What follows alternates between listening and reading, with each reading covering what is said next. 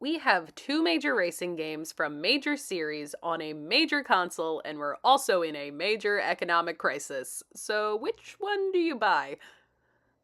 Which game is better was talked about essentially the second Kirby released, but I think that's a different question than which one should I buy.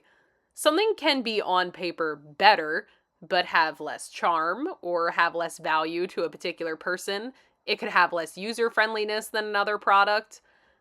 Both of these games have largely positive reviews, so that probably isn't really going to help you much.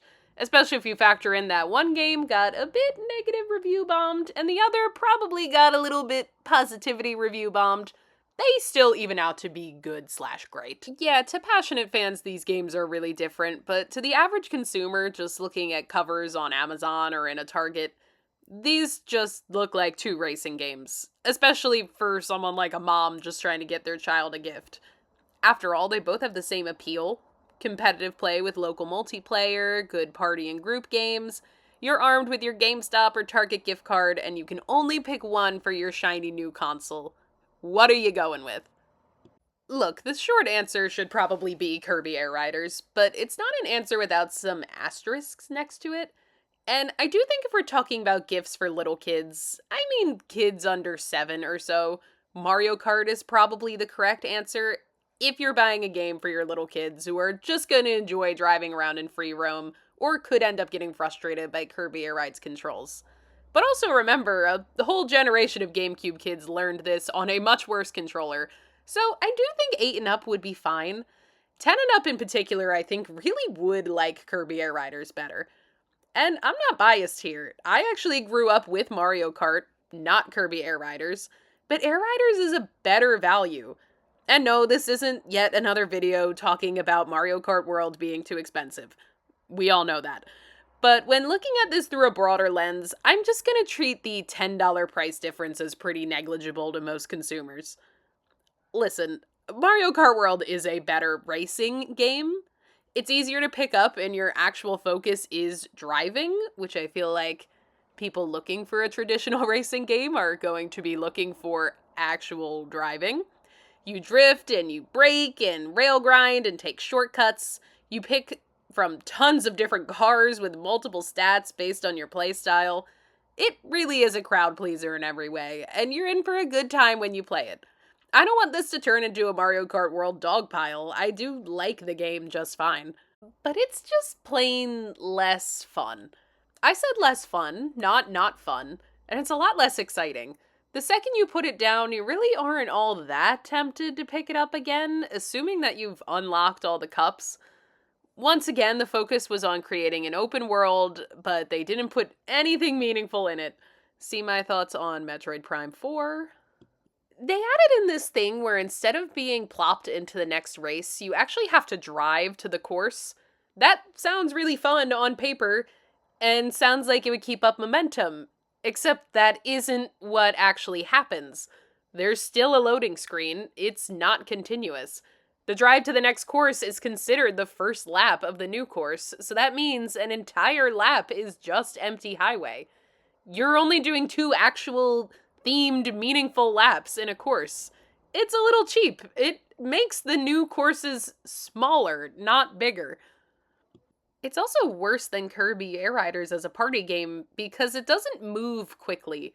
A Grand Prix probably takes, like 15 to 20 minutes to get through? Am I wrong about that? You can rotate the controller around Kirby Air Ride at least twice, maybe 3 or 4 times in the time it would take to finish a Grand Prix, regardless of how long it actually is. If you have multiple people, maybe multiple kids in one room, there's gonna be a lot less turnover in Mario Kart. I like Knockout Tour a lot, but that doesn't quite fix any of the problems I brought up before. It doesn't make the courses any better, and it doesn't knock out any of the long spans of highway. And it probably takes just as long as a Grand Prix. Kirby Air Riders is easier to jump in and out of. The courses are more visually interesting and varied from one another. The 3 game modes have a little something for everyone, and you can tweak difficulty and time limits really easily. You have way more freedom to create the experience that you or your party want. So what are the asterisks I warned about? Well, the controls are a hurdle. They are not impossible, but they can feel really frustrating and awkward the first time you pick it up. You have to be okay with learning a little bit here. This is not a traditional racing game, and I wouldn't even qualify it as a driving game. You're hitting the right buttons at the right time to either boost or attack. The machine drives itself. It's way more of a rhythm game, actually, than a racer. It can be hard to convince a party of friends to learn a new game, especially one that comes as unnaturally as Kirby Air Riders does. But if we're looking at what makes a game worth it, I think that comes down to replay value. How often are you going to find yourself wanting to pick this up? How long does the game keep you engaged and keep you hooked? Does it make you want to start a new race the second one ends? Kirby does. Mario, eh. With something like City Trial, you're getting a new experience every time, a new minigame, a new car build, new random events in the Coliseum. And maybe that's why it's hard to get bored of it. I think this mode is perfect for letting new players get a handle of the controls. Heck, I actually think Top Ride is good for that too. If I was showing this game to newcomers, I would probably start them in Top Ride to demonstrate boosting if I were you. Now, if you're a solo player, I really don't think either of these games really shine as single player experiences. Mario Kart World might be temporarily fun while you're unlocking all the cups, but once you do, I don't think this would keep a solo player's attention very long, even when playing online. Free roam has literally nothing for you to do, but Kirby Air Riders does have a whole campaign for single players, so we're gonna give it some points there too.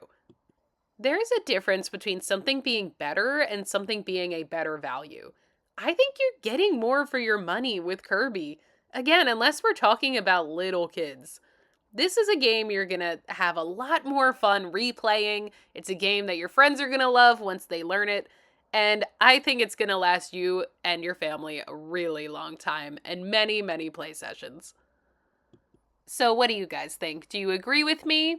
Do you not agree with me? Let me know down in the comments, and I will see you next week on Bridget's Never Played.